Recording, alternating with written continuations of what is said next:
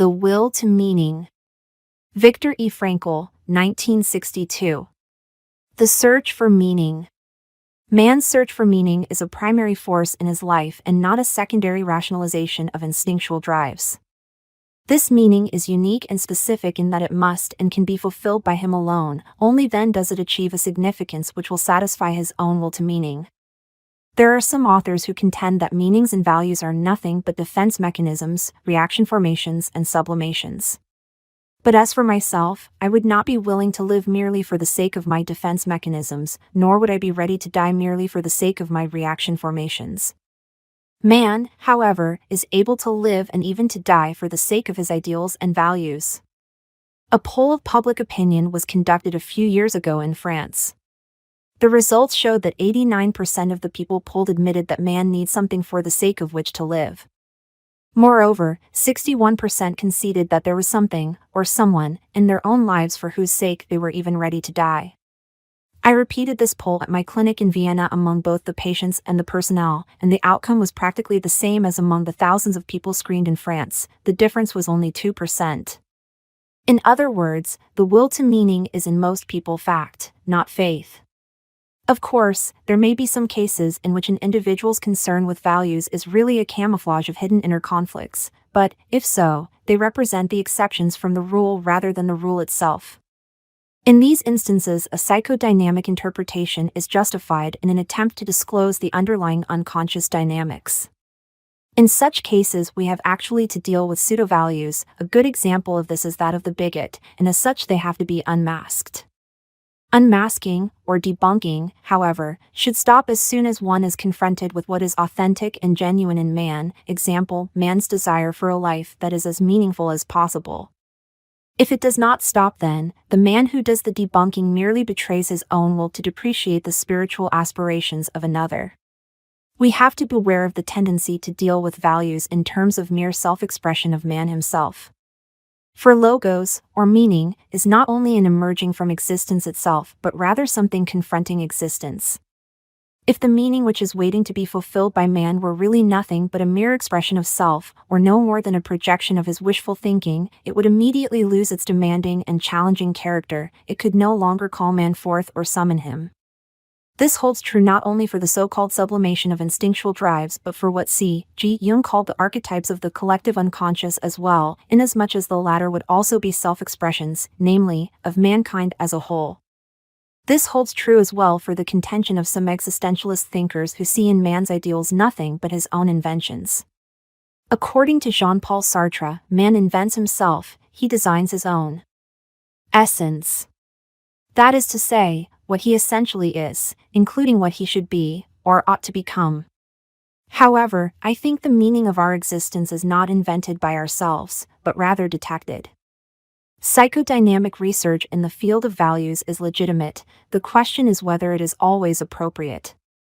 Above all, we must keep in mind that any exclusively psychodynamic investigation can, in principle, only reveal what is a driving force in man. Values, however, do not drive a man, they do not push him, but rather pull him. This is a difference, by the way, of which I am constantly reminded whenever I go through the doors of an American hotel. One of them has to be pulled while the other has to be pushed.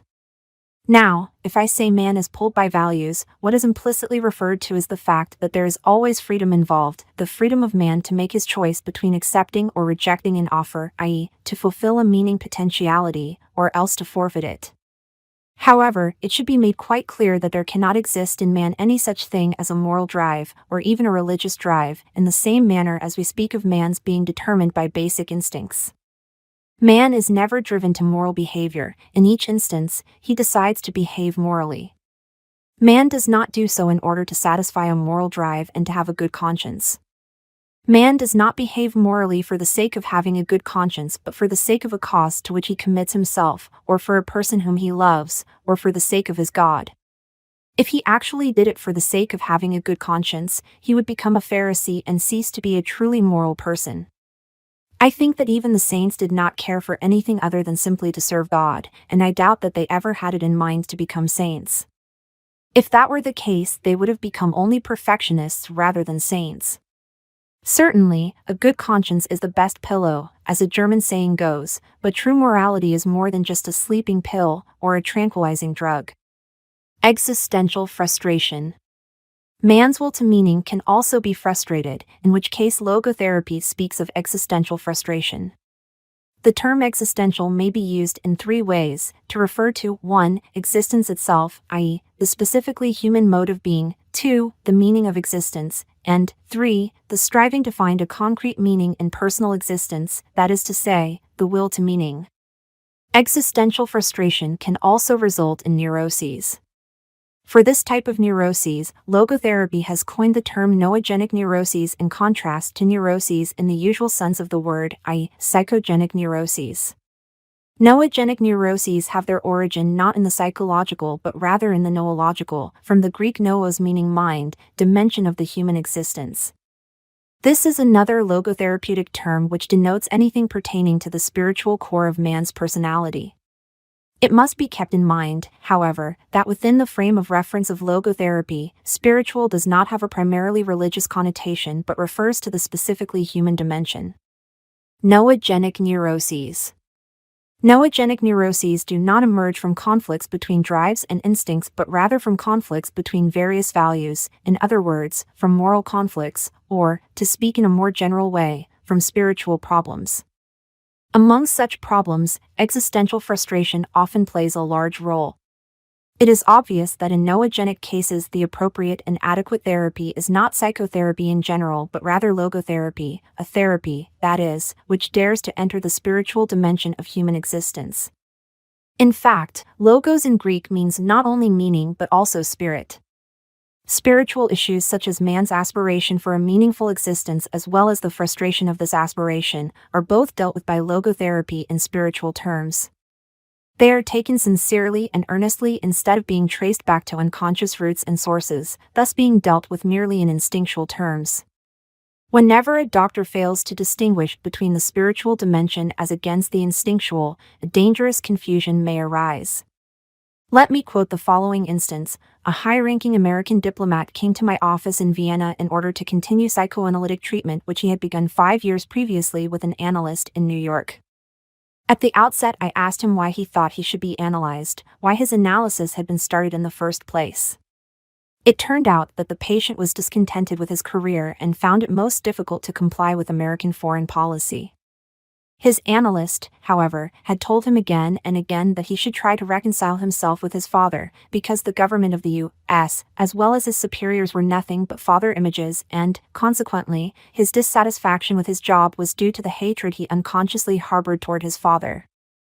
Through an analysis lasting 5 years, the patient had been prompted more and more to accept his analyst's interpretations until he finally was unable to see the forest of reality for the trees of symbols and image. After a few interviews, it was clear that his will to meaning was frustrated by his vocation, and he actually longed to be engaged in some other kind of work. As there was no reason for not giving up his profession and embarking on a different one, he did so, with most gratifying results. He has remained contented in this new occupation for over 5 years, as he recently reported. I doubt that, in this case, I was dealing with a neurotic condition at all, and that is why I thought that he did not need any psychotherapy, nor even logotherapy, for the simple reason that he was not actually a patient. Not every conflict is necessarily neurotic. Some amount of conflict is normal and healthy. In a similar sense, suffering is not always a pathological phenomenon. Rather than being a symptom of neurosis, suffering may well be a human achievement, especially if the suffering grows out of existential frustration. I would strictly deny that one's search for a meaning to his existence, or even his doubt of it, in every case is derived from or results in any disease. Existential frustration is in itself neither pathological nor pathogenic. A man's concern, even his despair, over the worthwhileness of life is a spiritual distress but by no means a mental disease. It may well be that interpreting the first in terms of the latter motivates a doctor to bury his patient's existential despair under a heap of tranquilizing drugs. It is his task, rather, to pilot the patient through his existential crises of growth and development. Logotherapy regards its assignment as that of assisting the patient to find meaning in his life. Inasmuch as logotherapy makes him aware of the hidden logos of his existence, it is an analytical process. To this extent, logotherapy resembles psychoanalysis. However, in logotherapy's attempt to make something conscious again, it does not restrict its activity to instinctual facts within the individual's unconscious but also cares for spiritual realities such as the potential meaning of his existence to be fulfilled, as well as his will to meaning. Any analysis, however, even when it refrains from including the noological or spiritual dimension in its therapeutic process, tries to make the patient aware of what he actually longs for in the depth of his being. Logotherapy deviates from psychoanalysis insofar as it considers man as a being whose main concern consists in fulfilling a meaning and in actualizing values, rather than in the mere gratification and satisfaction of drives and instincts, or in merely reconciling the conflicting claims of id, ego and superego, or in the mere adaptation and adjustment to society and environment. Noodynamics. To be sure, man's search for meaning and values may arouse inner tension rather than inner equilibrium. However, precisely such tension is an indispensable prerequisite of mental health. There is nothing in the world, I venture to say, that would so effectively help one to survive even the worst conditions, as the knowledge that there is a meaning in one's life. There is much wisdom in the words of Nietzsche, "He who has a why to live for can bear almost any how." I can see in these words a motto which holds true for any psychotherapy. In the Nazi concentration camps, one could have witnessed, and this was later confirmed by American psychiatrists both in Japan and Korea, that those who knew that there was a task waiting for them to fulfill were most apt to survive. As for myself, when I was taken to the concentration camp of Auschwitz, a manuscript of mine ready for publication was confiscated. Certainly, my deep concern to write this manuscript anew helped me to survive the rigors of the camp. For instance, when I fell ill with typhus fever, I jotted down on little scraps of paper many notes intended to enable me to rewrite the manuscript, should I live to the day of liberation. I am sure that this reconstruction of my lost manuscript in the dark barracks of a Bavarian concentration camp assisted me in overcoming the danger of collapse. Thus it can be seen that mental health is based on a certain degree of tension, the tension between what one has already achieved and what one still ought to accomplish, or the gap between what one is and what one should become. Such a tension is inherent in the human being and therefore is indispensable to mental well-being. We should not, then, be hesitant about challenging man with a potential meaning for him to fulfill. It is only thus that we evoke his will to meaning from its state of latency. I consider it a dangerous misconception of mental hygiene to assume that what man needs in the first place is equilibrium or, as it is called in biology, homeostasis, i.e., a tensionless state. What man actually needs is not a tensionless state but rather the striving and struggling for some goal worthy of him. What he needs is not the discharge of tension at any cost, but the call of a potential meaning waiting to be fulfilled by him. What man needs is not homeostasis but what I call noodynamics, i.e., the spiritual dynamics in a polar field of tension where one pole is represented by a meaning to be fulfilled and the other pole by the man who must fulfill it. And one should not think that this holds true only for normal conditions. In neurotic individuals, it is even more valid. If architects want to strengthen a decrepit arch, they increase the load which is laid upon it, for thereby the parts are joined more firmly together. So if therapists wish to foster their patients' mental health, they should not be afraid to increase that load through a reorientation toward the meaning of one's life. After having shown the beneficial impact of meaning orientation, I turn to the detrimental influence of that feeling of which so many patients complain today, namely, the feeling of the total and ultimate meaninglessness of their lives. They lack the awareness of a meaning worth living for. They are haunted by the experience of their inner emptiness, a void within themselves. They are caught in that situation which I have called the existential vacuum. The existential vacuum. The existential vacuum is a widespread phenomenon of the 20th century. This is understandable. It may be due to a twofold loss which man had to undergo since he became a truly human being. At the beginning of human history, man lost some of the basic animal instincts in which an animal's behavior is embedded and by which it is secured. Such security, like paradise, is closed to man forever. Man has to make choices. In addition to this, however, man has suffered another loss in his more recent development inasmuch as the traditions which buttressed his behavior are now rapidly diminishing. No instinct tells him what he has to do, and no tradition tells him what he ought to do. Soon he will not know what he wants to do. More and more he will be governed by what others want him to do, thus increasingly falling prey to conformism. A cross-sectional, statistical survey of the patients and the nursing staff was conducted by my staff in the neurological department of the Vienna Polyclinic Hospital. It revealed that 55% of the persons questioned showed a more or less marked degree of existential vacuum.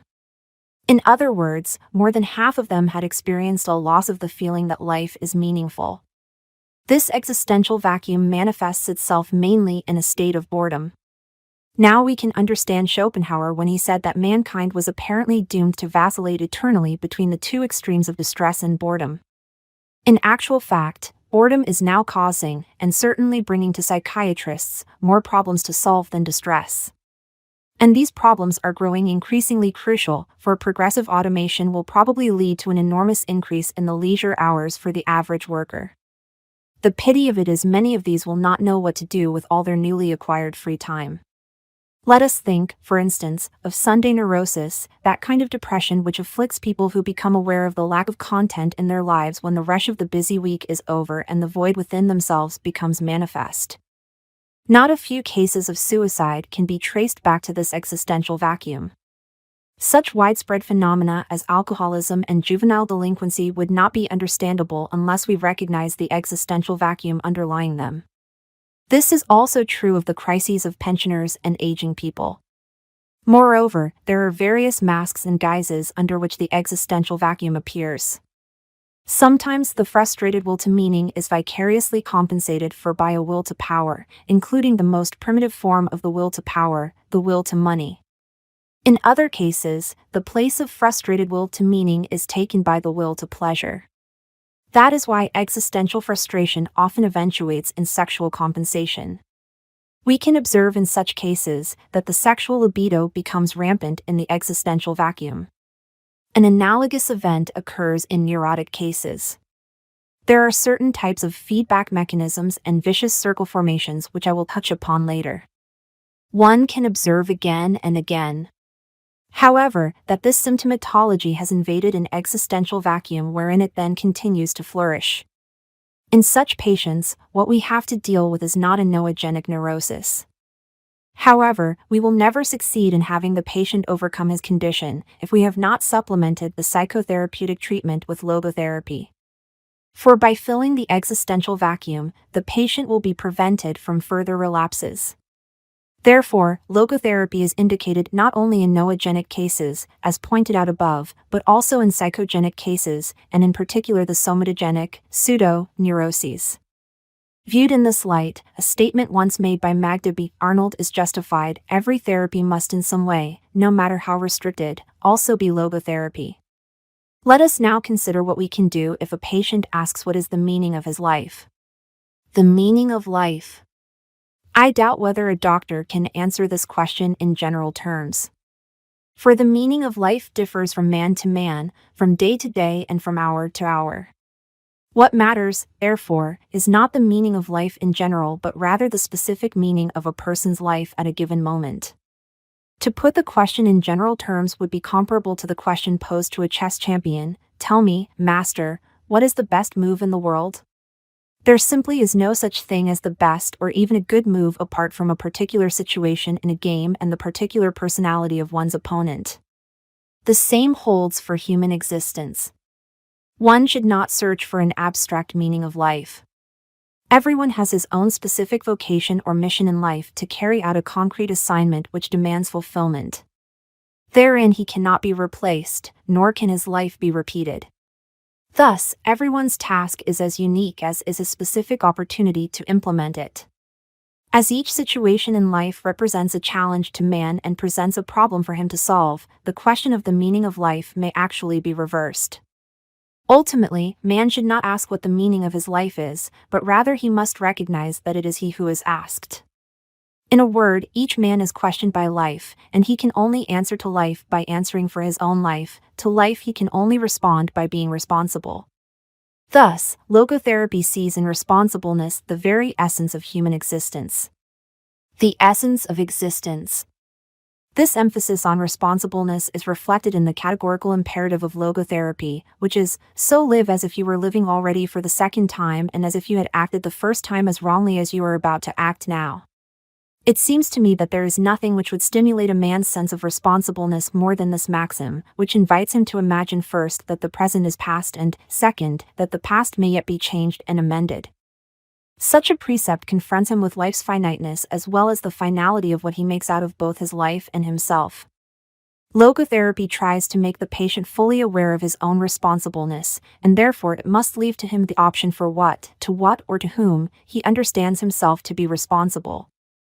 That is why a logotherapist is the least tempted of all psychotherapists to impose value judgments on the patient, for he will never permit the patient to pass to the doctor the responsibility of judging.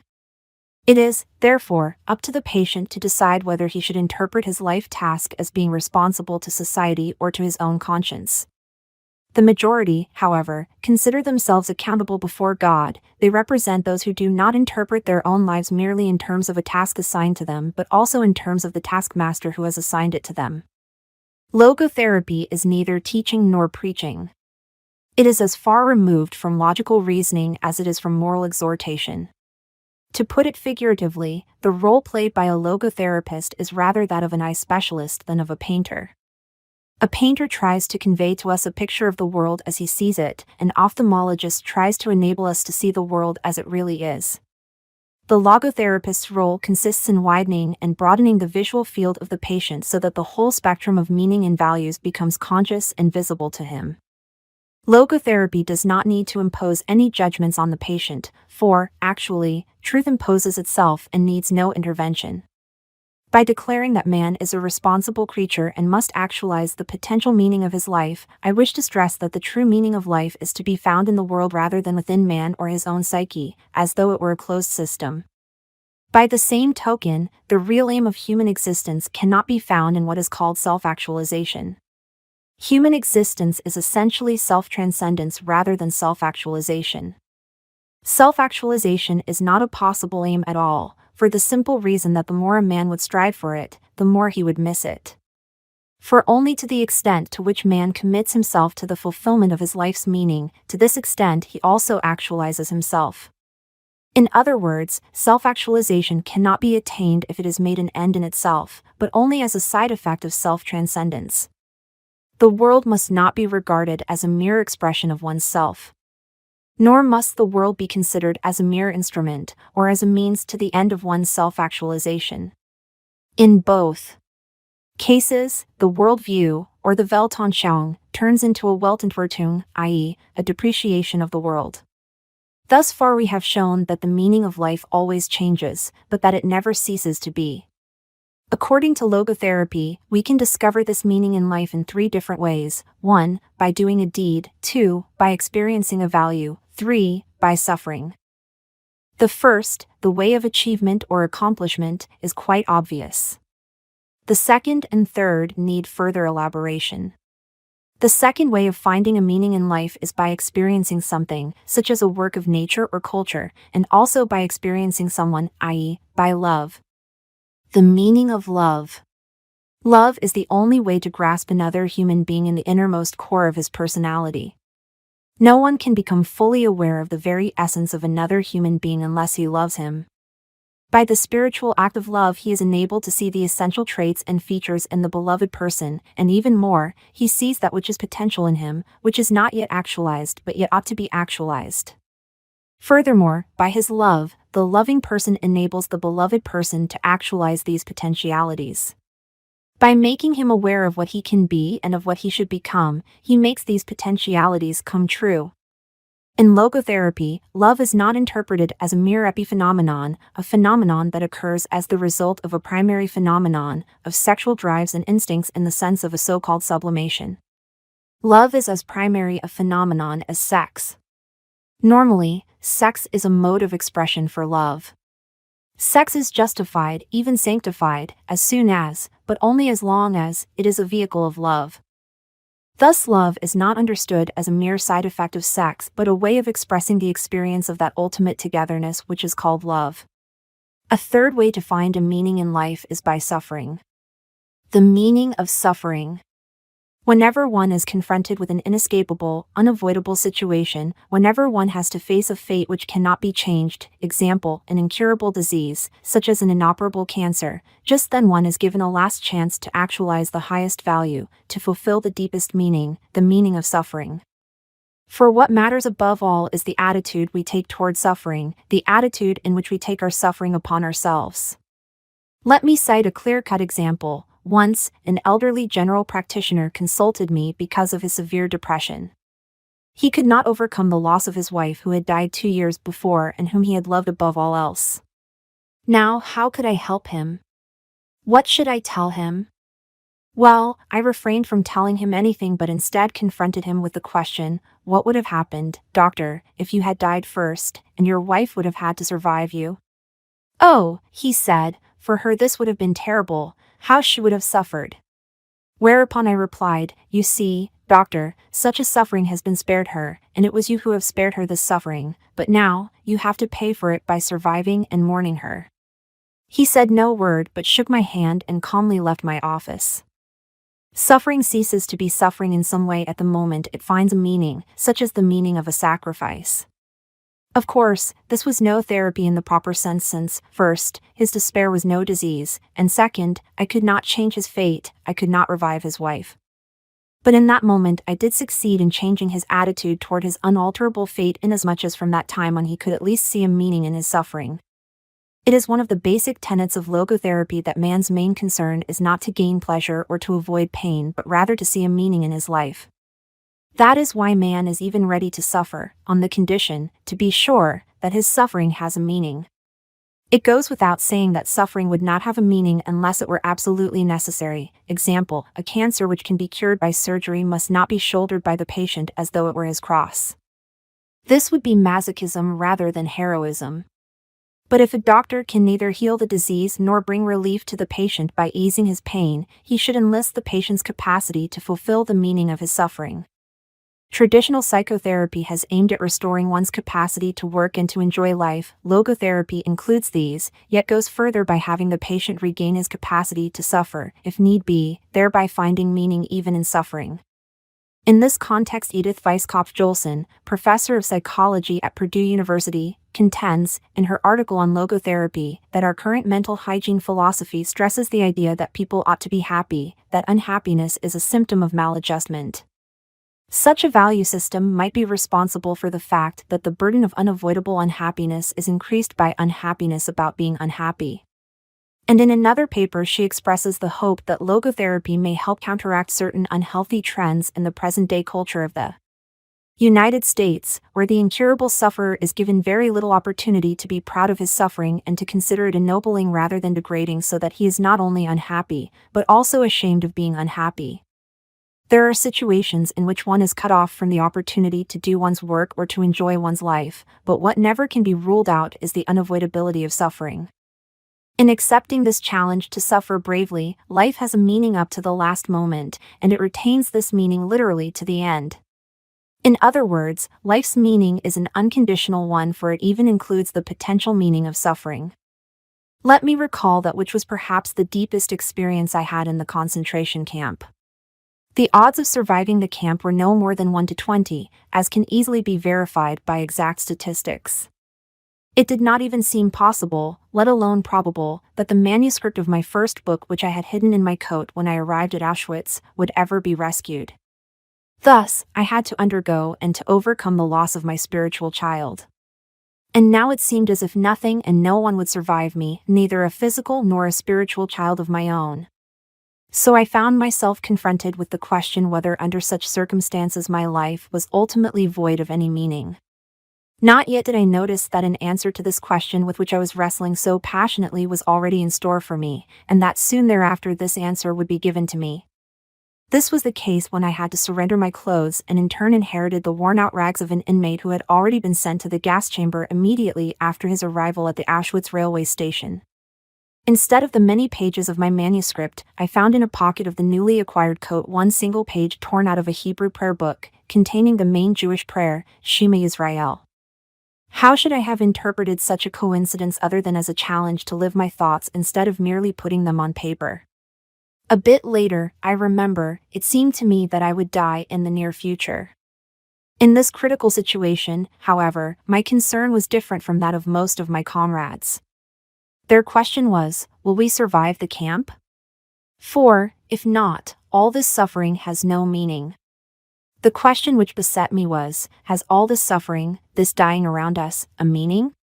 For, if not, then ultimately there is no meaning to survival, for a life whose meaning depends upon such a happenstance as whether one escapes or not ultimately would not be worth living at all.